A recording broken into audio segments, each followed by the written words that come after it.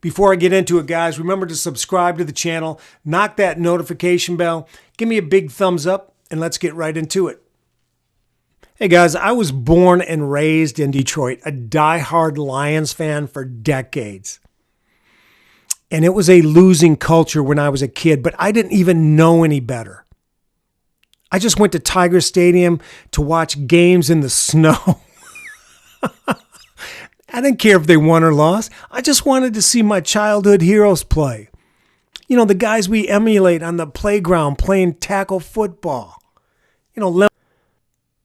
And watching the Lions from afar, it became painfully obvious that the Lion organization is a losing culture, has a loser mindset. And that comes from the leadership on down. Henry Clay Ford, who bought the Lions for about $6 million, and I think he bought it on the day JFK was assassinated, turned it into $1.5 billion, which is what the Lions are worth today. And if you're just in it for the money, that's great. But if you're a player and you want to succeed, you do not go to the Lions.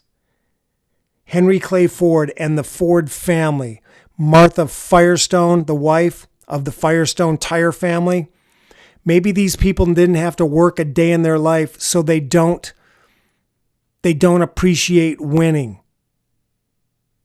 I don't know. But the Ford family is not the Davis family. Al Davis with the Raiders, everyone in that organization knew he wanted to win. It was a winning culture. 3 Super Bowls, 13 or 15 championships. The Rooney family, Pittsburgh Steelers, everyone knows the family wants to win. Kraft with the Patriots, everyone knows the Krafts want to win. Jerry Jones with the Cowboys, everyone in Dallas, everyone in the country knows Jones wants to win. But the Ford family,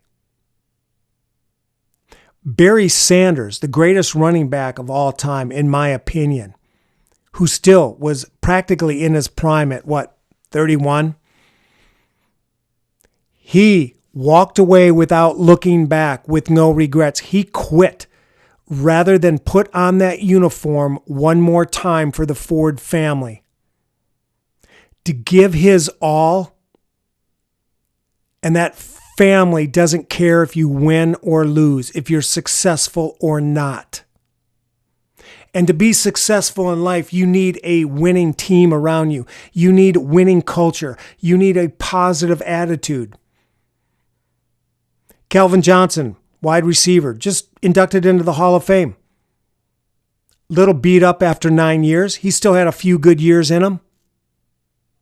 Same thing. He walked away without looking back, with no regrets, then wear that uniform and be in that toxic relationship one more day with the Lions. And Matthew Stafford, the greatest quarterback the Lions have had, at least in the last 60 years. His jersey should be retired tomorrow and on that wall. And when Sheila Ford, who's about 70-some years old, the daughter of Henry Clay Ford, fired all the coaches, and I think this was the 5th time all the coaches have been fired in 10 or 12 or 14 years? Stafford couldn't take it anymore. Get me out of here. I want to be with a winner, someone who wants to win a championship. And I'm shocked the Lions let him go. He's going to the Rams. A winning culture, a winning mindset. Now, there's some Stafford naysayers out there. I got it. You're saying he's not a team leader. He's never won a playoff game. I got it. And maybe he'll flounder. Maybe he'll flourish. It's his to make or break. But even if he just puts up the same numbers that he did in 2020 with the Lions, but he has now the LA Ram defense, which allowed 20 points per game? If he had that with the Lions, he'd be about 14-2 in 2020. He wants to be with a winning mindset. And after 12 years, just invested and immersed in a losing mindset, this guy still wants to play. Asked him why he doesn't complain about his injuries. And Stafford responded something like, who wants to hear about a millionaire who has injuries? And this cat, Stafford, he's been immersed. He's invested 12 years busting his butt off every day to make this relationship work.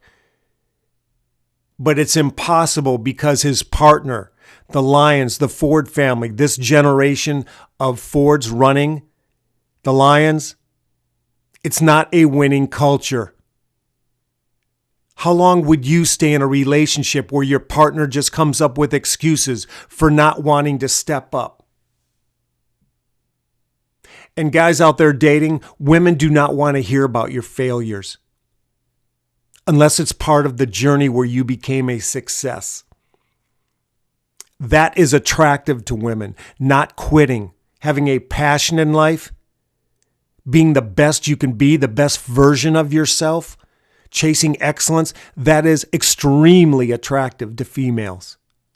Does that mean you're not going to fail in life? Failing and being a failure is two different things. Of course you're going to fail. You're going to fail often. In fact, the guys who are quit, they walked away from bad situations and immersed themselves in a winning team because they have a winning mindset. You just don't quit. You can't win every game, of course. Do you have bad years? Of course. You just don't quit.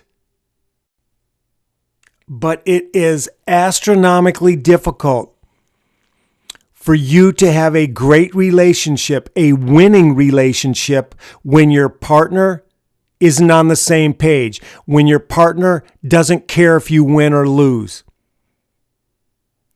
This Ford family is no Henry Ford. This Ford family, they're not the Al Davises, they're not the Crafts, they're not the Rooney family, they're not the Jerry Joneses. They are not in a winning culture mindset. It's just not the way they are, and they've never been that way. Is this owner going to change at 70 years old? Matthew wants to win now, and he's going to a winning mindset, a winning culture. He has seen that movie. It doesn't end well. And I wish him the best. In fact, I've become an LA Rams fan, so go Rams. All right, guys, time for me to wrap it up. If you like the content, remember to subscribe to the channel. If you're not quite ready to subscribe just yet, that's okay. No worries. Give me a big thumbs up. That's always appreciated. Leave me a comment or two down below if you agree with Matthew leaving. And if you've ever been in a toxic relationship, did you walk away? Did you know the moment you had to walk away without looking back and without any regrets? Until next time, I'm Rayce Bannon, and I'm out.